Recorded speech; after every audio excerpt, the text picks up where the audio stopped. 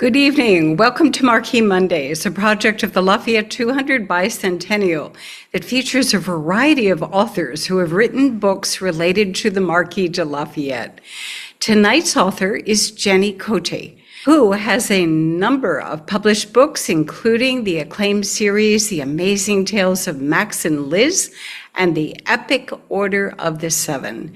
Jenny and her works have received critical acclaim, with readers drawing comparisons between her and the author C.S. Lewis. Hailing from the deeply historic state of Virginia, her love for history and education have been a driving force in her research, which has taken her to countless historic sites, many of which were related to the Revolutionary War.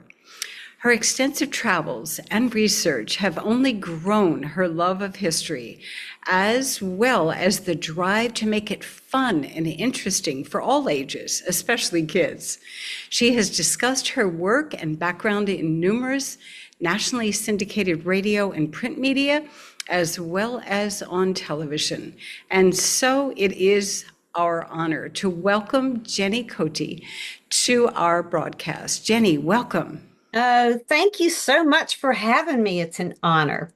So, are you wanting me to just go right with it? Well, I'm going to do that. So, thank you everyone who's taken time out of your schedule to come hang out tonight. And if you've attended any of the previous programs or you're going to see more authors, one of these things is not like the other, and that would be me, because I write for kids and young people. And so I'm going to have a different take and flair perhaps than you might see. But I have I'm going to share my screen here with you. And we're going to be going to South Carolina tonight to Lafayette's Landing, where he first stepped foot in on American soil. So, but before we get going, I'm going to kind of set the stage for you. So, life, liberty, and the pursuit of Lafayette. For those of you who are not familiar with my books, I wanted to kind of give you an overview and tell you kind of what I do that is different, that makes it different.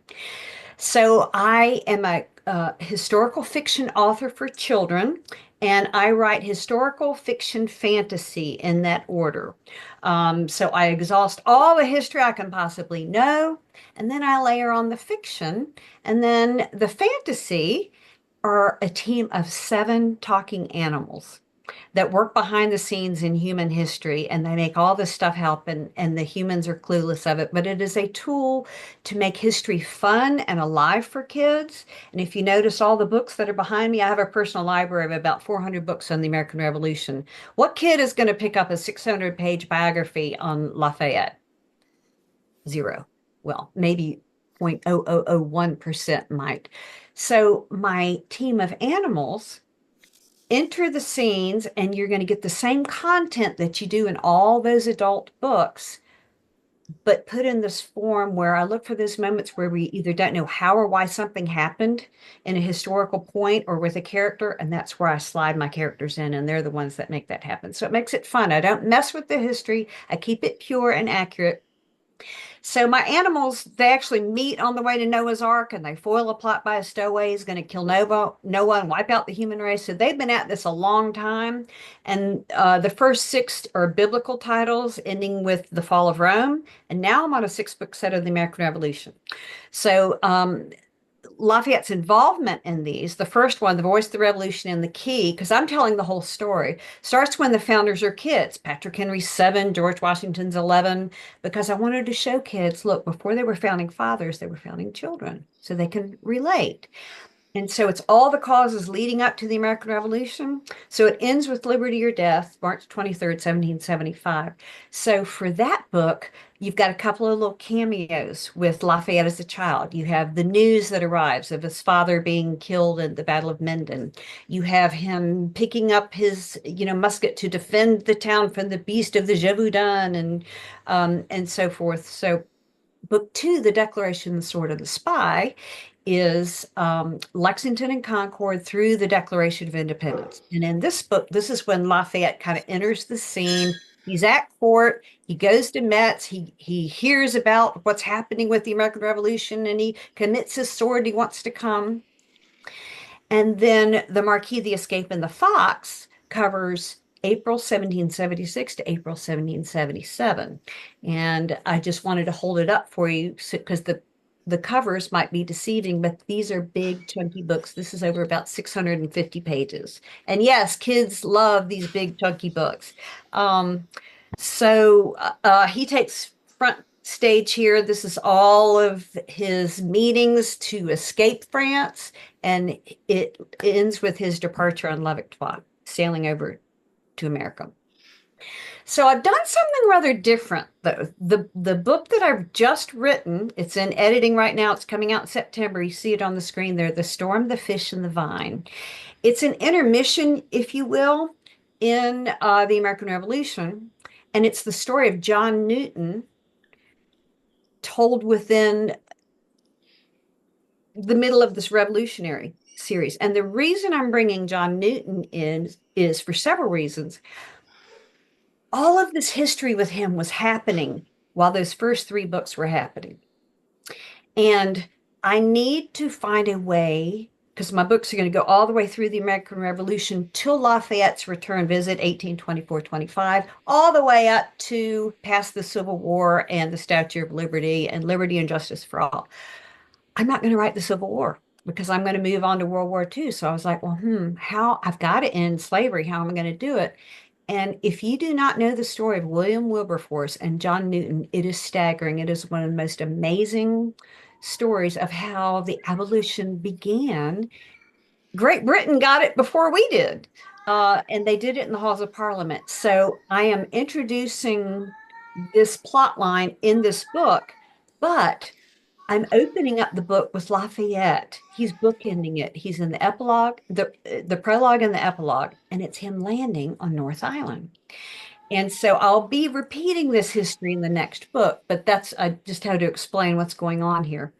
But like I said, I write for kids to make history fun, and I'm not only just providing something to educate them and entertain them, it's also so important for me to train up the next generation to research and to write the story themselves. Because guess what? I'll be turning my baton over, in a few years, and it's always up to the next generation to keep telling the story, to keep writing it.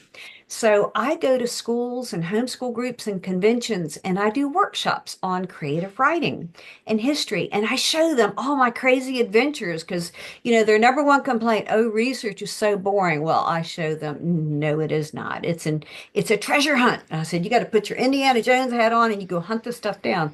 So in my workshops, I take lots of videos and these crazy fun adventures that I have, and I share them with the kids. And so I'm going to give you a little 4-minute video taste video of my adventure to North Island.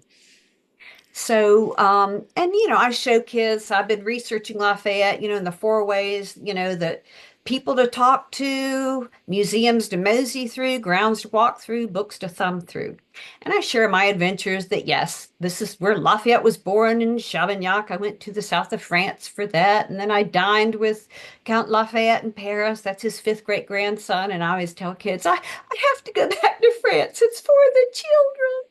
So I said, research gets expensive for me because I like to go see where it happened. And of course, going to Versailles and following him around everywhere that he went and finding a bust, Lafayette, wherever I can. It's just always great fun. Um, so let's set the stage for this little bit of research I'm going to show you on North Island. So Lafayette sails for America, and just to regroup, so he's already got his promissory commission from Silas Deane, and he is awaiting departing, and he needs a ship. So he sends some people to find him a ship in Bordeaux, La Victoire. But meanwhile, what's the best way to throw the enemy off your trail? Go present yourself to their king. And so that's what Lafayette did. It's so amazing. So around February 1777, he goes to London and he is presented to King George. His wife's uncle was the ambassador there, and he meets General Clinton. And so I just find it so incredible that he's getting ready to face these guys in warfare, but he is just this genteel and he's dancing the night away and having a great time. But meanwhile, he's getting a ship outfitted in Bordeaux. This is an illustration, by the way, in The Marquis, the Escape, and the Fox. And that's my cat Liz and the Westie Kate, who follow Lafayette to his visit to King George III in London. Oh, so Lafayette's going to sail for America, and he goes through this really dramatic escape from France, and he goes via Spain, first from Bordeaux and then to Spain. A lot of back and forth. Should I go? Should I not? But if you've never seen it before, this is the actual paperwork with these arrows on it of what he signed for his registration papers to depart Bordeaux. And you might have noticed he fibbed a little bit. He says he's 20. Well, he's close. He's 19. It says he's blonde. Well, he's red. And he signs his name. That's his actual signature, Gilbert de Motier. And he just left off the Lafayette part. Of course, that's his signature down below on the left. So he spends nearly 8 weeks at sea and he lands on North Island June 13th, 1777. So he had a few problems, though. So he's a high-profile French aristocrat, okay, outlaw. He could be arrested by the French and British forces. They want to sail into Charleston, but they can't because it's blockaded by British ships. So they have to find a friendly American troop of patriots, hopefully, to give them shelter, to give them direction so they could get to Charleston another way because Lafayette cannot sail into port, okay, because he might likely get apprehended by the British. So he's got these problems. So where is North Island? It's 60 miles north of Charleston and it's at the mouth of Winya Bay. So I'm going to show you some video footage of that, but just to give you the lay of the land, because I always detail in my writing. Well, what did that look like? Well, it's only 9 miles long. Sandy beaches on its south side. It has narrow creeks and broad marshes on its west side. It's has a small second inlet from the north end called North Inlet where Lafayette landed. It's only 1 mile, a half mile wide for most of its length, and then at the other on the south end, it's 1 mile wide. It was originally, of course, inhabited by Native Americans, and the Spanish attempted to settle it as a colony in 1521. They took some of the Native American Indians back as slaves. They came back from Hispaniola later with more. There was disease outbreak. Their ship got grounded on the shoals there. It didn't work out. And then over the next couple of hundred years, the English came, the French came, but no one ever settled there until finally the British, the English, they settled Georgetown in 1733, shipbuilding, trade, and of course, rice plantations and production with the waterways that were there. And so these rice plantation owners had these summer homes out on North Island. And Major Benjamin Huger, French Huguenot, he is going to be Lafayette's first friend. So let me show you where North Island is and what it looks like. And this video begins with some music. You may not hear it. Hang on, you're going to hear the voices speaking.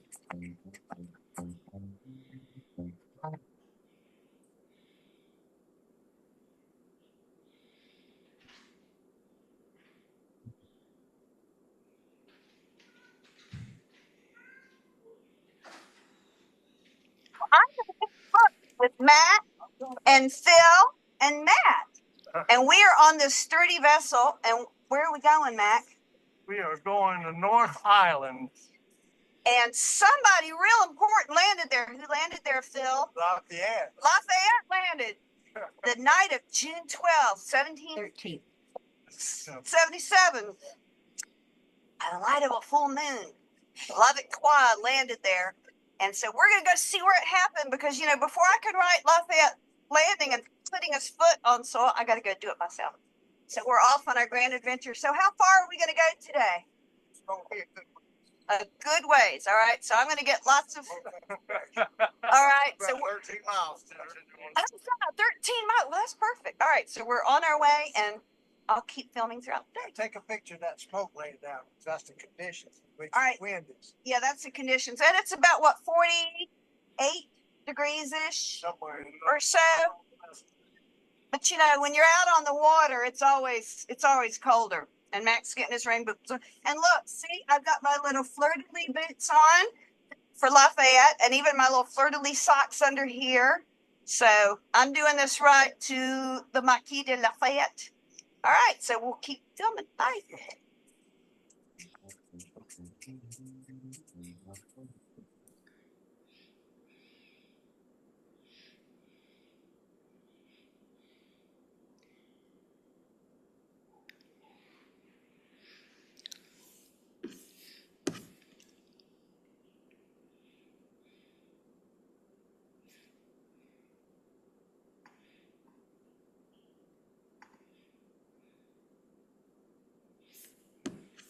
what it would look like.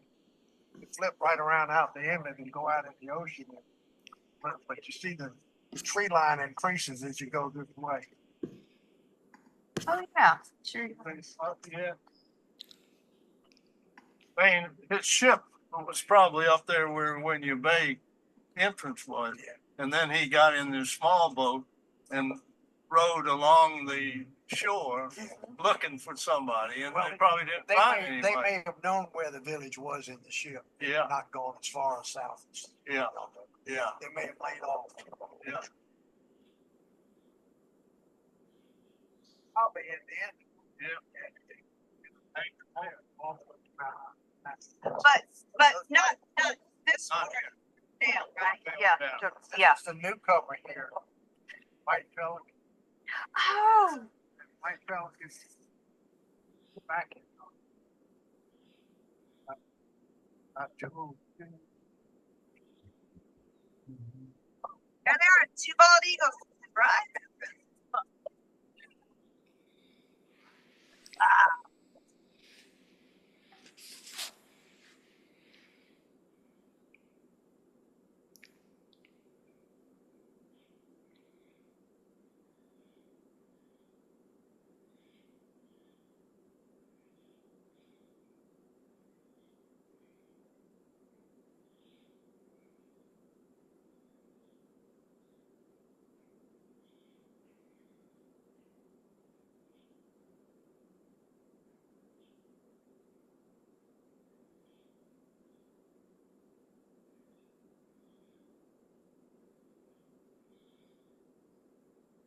Well, I'm very relieved that I went too far.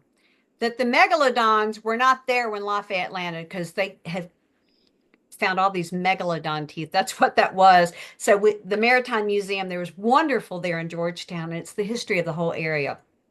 So Lafayette, they anchor probably at Winyah Bay, and North Island again is 9 miles, and so they're rowing in a jolly boat. It was Baron de Cab and Lafayette and several other men, and they're just rowing and they're trying to find somebody. So it was probably about 10 o'clock at night before they finally reached the North Inlet, and they come across some slaves oyster fishing. And of course, shots rang out from Major Eugee's place, and then they're like, "Well, we'll take you to Eugee's home," and then everything worked out great. So they had shelter. They spent a couple of nights with them, and then Lafayette went by land, of course, into Charleston, and La Victoire proceeded on without him aboard to get there. So one of the neat things that I want to show you what I do with the historical fiction aspect of this. Hopefully you have heard of Pompey. Now, Lafayette, when he first lands, he says that the first servant who waited on him was a gentleman by the name of Pompey. And in 1824, when he goes back, 25, when he goes back and he's in Colombia, I believe it is, Pompey comes to see him. And he walks in the room, and Lafayette turns and he said, "Do you remember me?" And he says, "Pompey." And he does. And he called for a glass of champagne. They shared a glass of champagne. They shared a conversation. And then Pompey left. So he just wanted to come see the general. So I had to do something special with this story. Now, this is plausible fiction. So John Newton, who, like I said, his story is so amazing. He was this atheist, vile slave trader. He becomes a vicar, minister, and writes Amazing Grace, and then he leads to the abolition of the slave trade. But while he was in the slave trading business, one of his ships delivers a group of slaves to Charleston. And when I was looking at this, and Pompey was from we're not sure his full history, but we were like, it's very plausible that he came into Charleston. And I'm like, I've got to weave this thread together. So I have taken the liberty to have John Newton be the one to bring Pompey to Charleston as a young child, and then weaving this plot line in together again, making the history live and personal to a kid that can relate to a young child. Lafayette meets him, and then Lafayette, again, we'll see in my future book, is going to meet him again. It's going to be a very, very special moment. I'm real excited about this plot line. It's very special. So what's next in the series? So I've kind of given you a snippet of how I do the research, what the scene's going to be. So the fourth book in the American Revolution, The Boy, the Turn, and the Forge, is going to backtrack a little bit, and I'm going to cover Lafayette's full voyage over, repeat this landing scene, and then we'll have the Philadelphia campaign, Brandywine, Saratoga, finish the Northern campaign, Valley Forge, Battle of Monmouth, and then of course have the French Alliance. Book 5 is essentially going to be the Southern campaign, all the way to victory at Yorktown, and then 6 will be the founding of our government. And then we're going to kind of skip forward through history, if you will, a little bit, including Lafayette's 1824-25 visit here, the abolition of slavery in Great Britain, and then skip forward a little bit more in history till France gives us the Statue of Liberty. And then I'm off to C.S. Lewis in World War II. So that's just a little snippet of who I am, what I write, and why I do it the way I do for kids, to get them excited to fall in love with Lafayette, just like we have.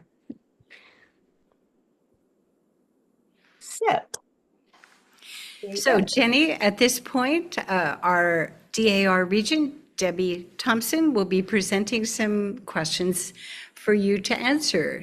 Okay. Debbie, welcome. Hello. Hey, And we did end up hearing some of the music I did Oh, good. during your video. Okay. In which of your books does the Marquis de Lafayette appear? Well, like I've kind of said some of those, but the 3 Revolution books, The Voice of the Revolution and the Key, The Declaration of the Sword and the Spy, and The Marquis, the Escape, and the Fox. And then this new one, The Storm, the Fish, and the Vine. And then he'll be in 3 more of the American Revolution. So he'll be in 7 books of mine. And one of the challenges, of that is I'm not writing just Lafayette. I'm writing the whole thing. So, it's a lot. I do understand that. He needs, right? Well, they all really need attention, but luckily this is the year that we get to celebrate his return. That's right. The to the spotlight. States. Which was the greatest challenge in developing these books for you? A lot of it is there's so much going on at the same time.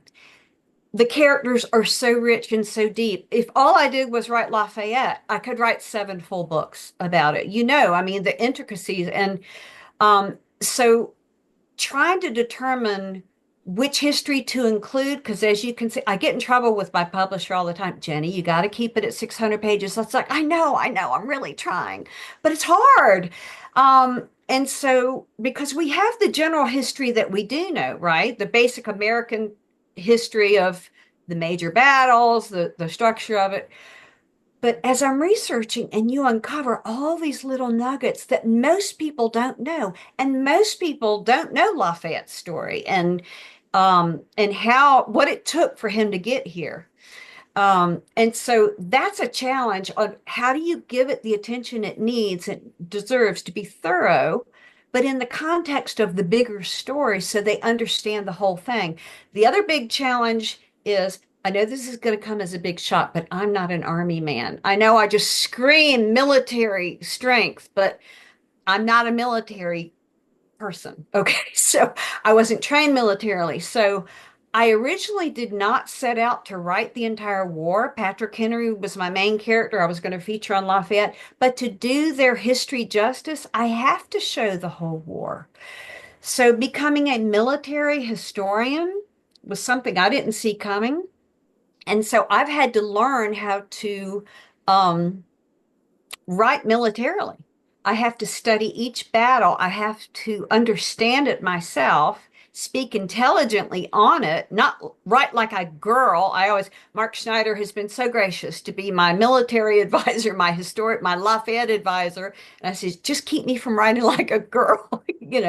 I want it to be real and I want it to be, I want to impress the greatest, Army general alive today. Wow, that they would get excited about it. So writing militarily and then understanding the battle and then making it in a way to kids that are excited about it. And here's another thing too. I don't sugarcoat my books, but I never want to scare a child. My commitment to parents is that their kids are safe in the pages of my book. So I want to make it real and show how war is horrible, right? But not terrify them either. So those are some of my challenges. That was the one thing growing up. I loved a mystery, but I never wanted to see, excuse me, the blood, guts, and gore. I I know. knew it happened. I just didn't need to see it. Right, right. So And so, I do understand. it's hard because you want them to understand, look what it took. Hmm. Look what freedom took. It's costly and it's hard and it's painful, but yeah, that fine balance. And so far, no complaints with parents on my war scenes, so I think you'll be all right. Okay. Yeah, I was one of the few kids. The one book I'd picked up was 1,103 pages. It was Mary Chestnut's diary. Bravo. Bravo, I'm impressed. Okay. Um, Tell us about the new book you recently finished and where can you purchase your books? Okay. Yeah, I think I kind of already have covered The Storm, the Fish, and the Vine. It Hmm. is in production right now. It's coming out September 1st, and I am just so blown away. Last week it launched on Amazon for pre-order. You can get books signed and paw printed by the real Max and Liz, who are my pets, that are the stars of the book. You can get that from my website, epicordoroftheseven.com. You can order any of these books, but of course they are available on Amazon. But last week it launched, and I am thrilled to tell you that it went to number one in teen and YA Christian historical fiction, new release, and number one in the genre, and action and adventure. So it's done really well its first kind of week, and that's just for pre-order. So that's just always such an honor when you see readers excited about that. So Yeah, I think I'm going to check with my library to see if they have any of your books and maybe my DAR chapter can donate them to our library. oh, please do. Please do. That would be wonderful. And libraries are kind of weird because my books are in library systems all over the US, all over the world. My books are distributed, US, Canada, Australia, and New Zealand are my biggest markets. And but libraries are kind of strange. They'll be in some and not in others. So if they're not at your library, just go and ask. And it's just a matter of them, ordering them or having them brought in to the Well, system. our chapter this year, our DAR project was for America 250 Mm, was to donate historical books to the library that beautiful. spanned from children up to young adults and even stuff that adults can read and get into.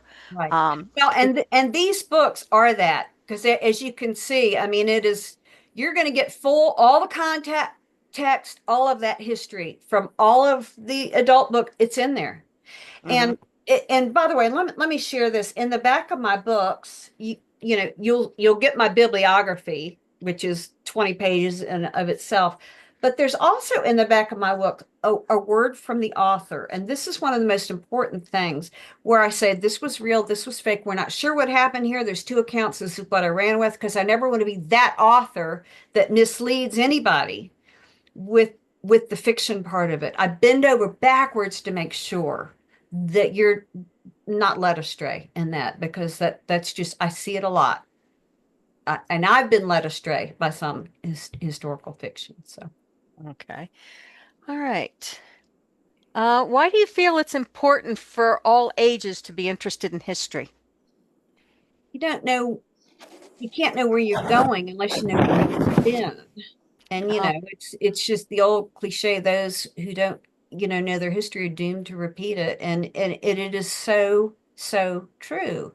yeah. And we've got to keep telling the story and keeping it alive. And that's why I'm so passionate about young people. And my love for history started young. I grew up in Norfolk, Virginia. I was the kid that went on field trips running down Duke of Gloucester Street. And before we lived in Norfolk, we lived in Seaford. And my mom would literally drive through the battlefields of Yorktown to get to the grocery store. And I would go running across the battlefield. Now, did I know as a 2, 3, 4, 5 year old that I would someday be writing the story of that? No.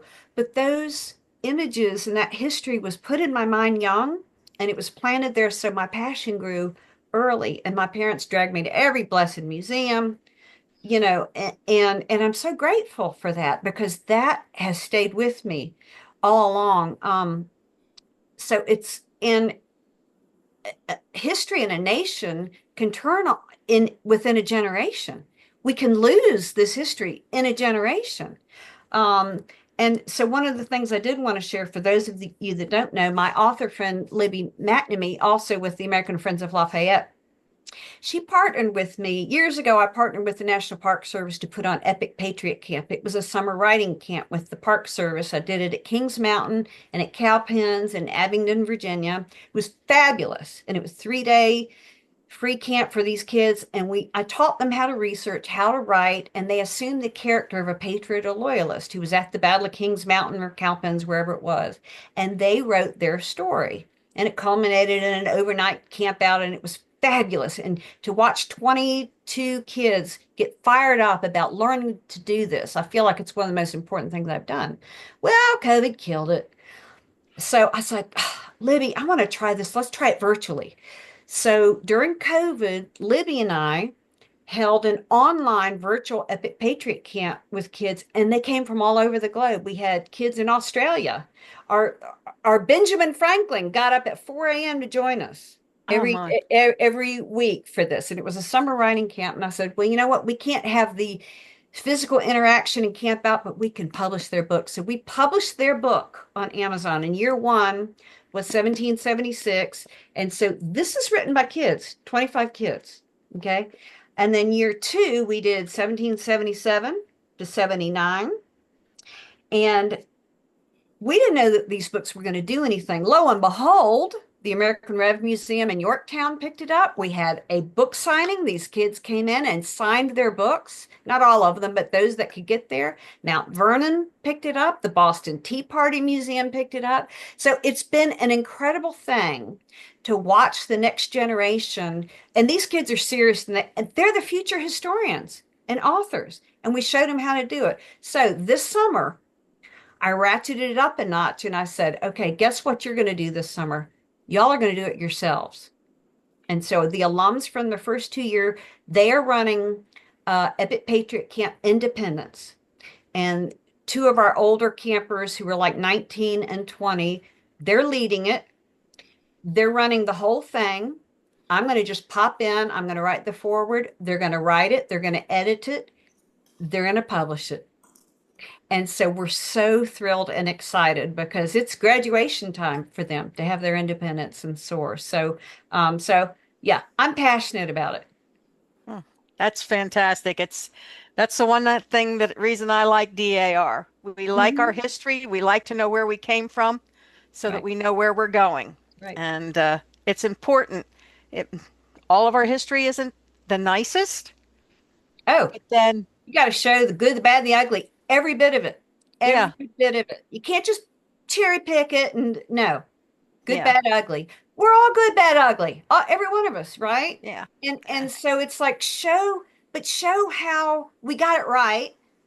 And I was like, and I always tell kids, it's like, well, you got to know, the good, so you repeat it, and the bad and the ugly, so you don't. Yeah, It's simple. it's important, and Yeah. I agree with you wholeheartedly. That's so important that you can't lose that Mm-mm. because you have to know that. Right. Let's And see so I here. appreciate your groups that keep it alive. Oh, I love it. We have a Catherine. She says, "Merci for a great presentation for us. Love the glossary of words in your book. Learned a lot of fun phrases. Bonsoir, Catherine." Merci, Catherine. So, but that's where we seem to be at this point. So I want to thank you for coming with us. It's nice to have an author who feels the same way I do about history. I love it. Oh, thank you, sister. I appreciate it. And thank you, everyone, for listening to me and my crazy adventures and stories. And I hope you will enjoy the books and read them. And if you won't read them, buy them and give them to a kid. And by the way, they're on audiobook as well. So I wanted to tell you that. The Marquis is going to release this summer, but all the other ones are on audiobook. Okay. Okay. And Connie says, no questions, but wonderful. Thank you. Thank you, Connie. Appreciate it.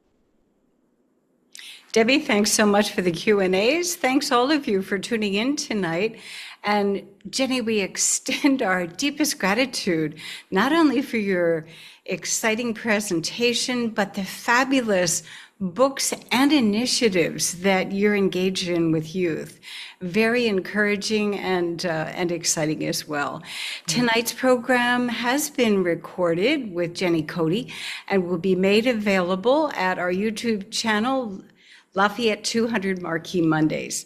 We hope you enjoyed this program tonight. We look forward to seeing you on May 19th when we feature Norm Desmarais, and he's the author of the book, The Road to Yorktown, The French Campaigns in the American Revolution.